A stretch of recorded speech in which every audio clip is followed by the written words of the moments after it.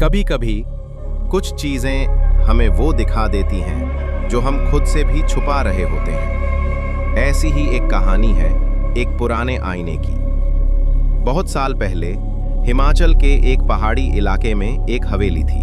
नाम था राजवंत हवेली। अब वो हवेली वीरान पड़ी है। दरवाजे टूट चुके हैं, दीवारों पर काई जमी हुई है और हवा में सड़ी लकड़ी की बू है। लेकिन कहते हैं उस हवेली के अंदर रखा है एक आईना। साधारण नहीं है वो। जो उसमें देखता है उसे अपना असली चेहरा दिखता है, वो चेहरा जो अंदर छुपा होता है। अब सुनो, ये कहानी है रिया की। रिया एक फोटोग्राफर थी। उसे पुरानी डरावनी जगहों की तस्वीरें लेना बहुत पसंद था। एक दिन उसने इंटरनेट पर उस हवेली के बारे में पढ़ा। उसे लगा चलो देखा जाए कितना डरावना है। तो कैमरा उठाया और अकेली पहुंच गई राजवंत हवेली।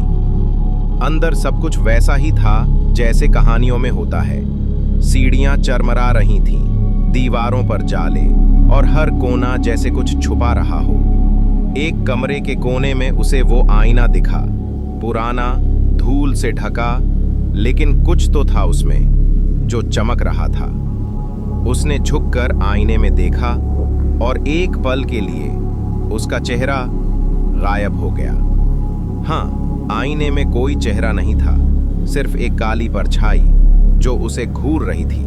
रिया पीछे हटी, सांसें तेज हो गईं और तभी आईने से एक आवाज आई, तू जैसी है वैसी ही दिखेगी। रिया डर गई थी, लेकिन वो जानना चाहती थी ये सब क्या है।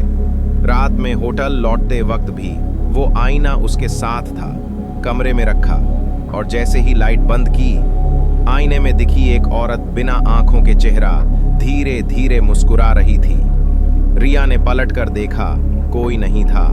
वो समझ चुकी थी अब वो फंस चुकी है। अगले दिन उसने एक पुरानी लाइब्रेरी में उस हवेली की कहानी खोजी। पता चला उस हवेली की रानी अपने पति की बेवफाई के बाद पागल हो गई थी।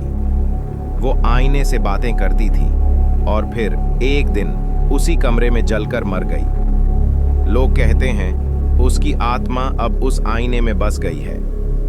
रिया ने ठान लिया वो अब इस आईने को नष्ट कर देगी। वो फिर से हवेली गई, आईने पर मिट्टी का तेल डाला और माचिस जला दी।